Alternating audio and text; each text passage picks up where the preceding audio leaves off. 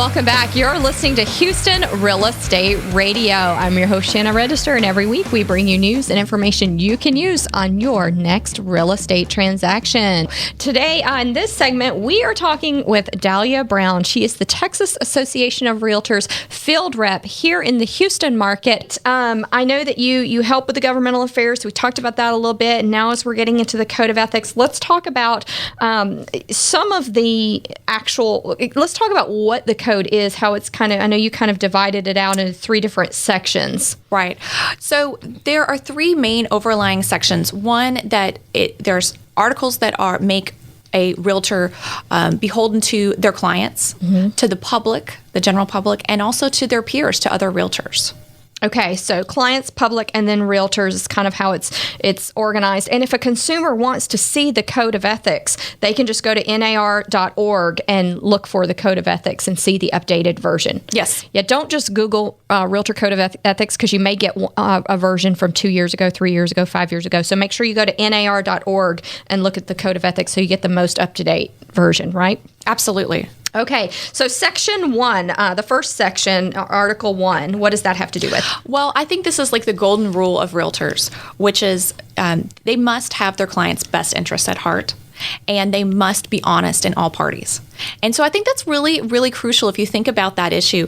That means not only to their buyer or seller, but also to the customer, the other person in that transaction. Yeah, those leads that are calling on that listing. Right. You have to be honest with them as well. So sometimes there could be an issue where it might be in the realtor's financial best interest to take a certain situation, but then it's like, well, you know what? This is what's best for my client, so I'm going to move forward with what we already have. Right. And the disclosures are also talked about in the Code of Ethics. Yes. I think as if you've ever sold or bought a piece of property, you'll always see, you need to sign this, you need to sign this, you need to sign this. And I think that's to always...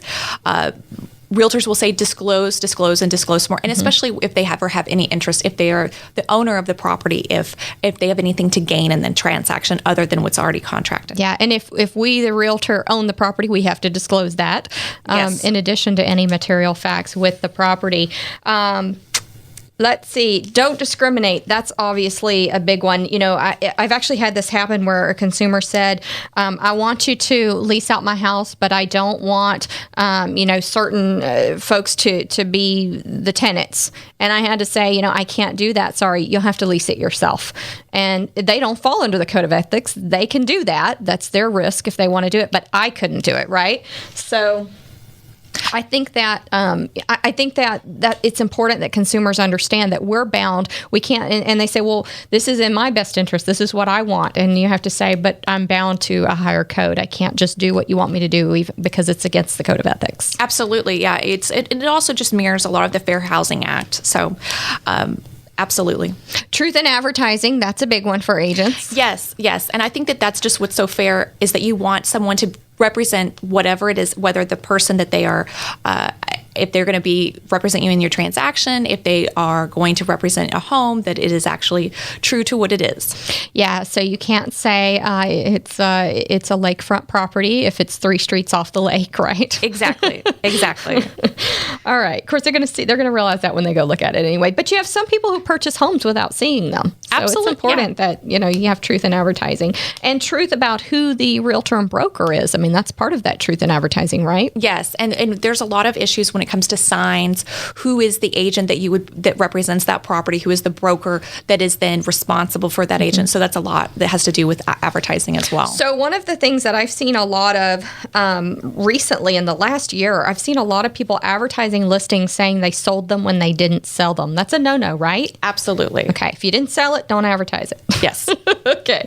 All right. Dealing with other realtors, we talk about how we have to, we can't steal someone else's client. Right. But there's no rule about brokers stealing agents. That's something that is not addressed in the code. Am I right? That is not addressed in the Code of Ethics, yes. I mean, I think that's kind of like a non-compete clause that within real estate that, it is the wild, wild west. That's why a lot of people get into real estate.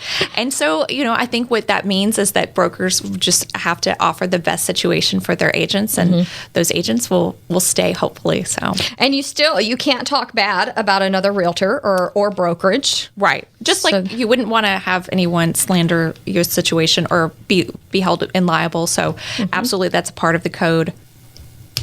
All right, let's talk about filing complaints. If a consumer has a complaint against their realtor, they feel like the realtor did not work in their best interest, or they felt like the realtor didn't protect them in the transaction.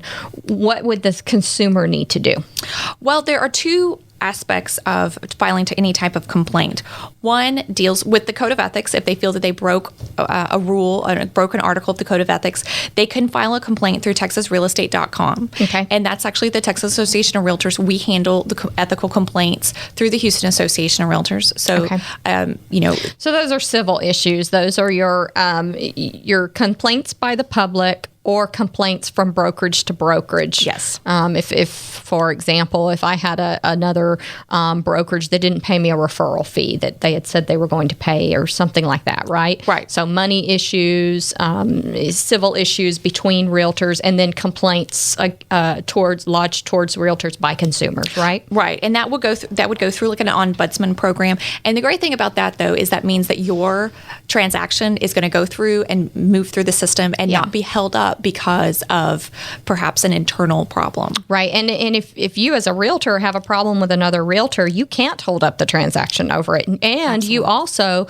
should not be talking to your client about it. Absolutely. Absolutely.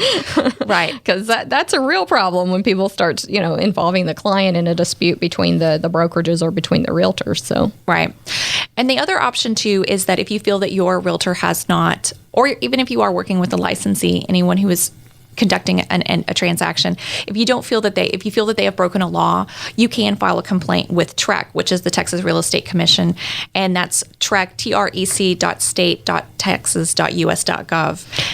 So TREC is who does the license for realtors and for brokerages, but TREC does not work for realtors. TREC is more consumer focused, so a consumer can lodge a complaint through TREC or TAR, right? Absolutely. And that's more for criminal things, breaking the law. Right.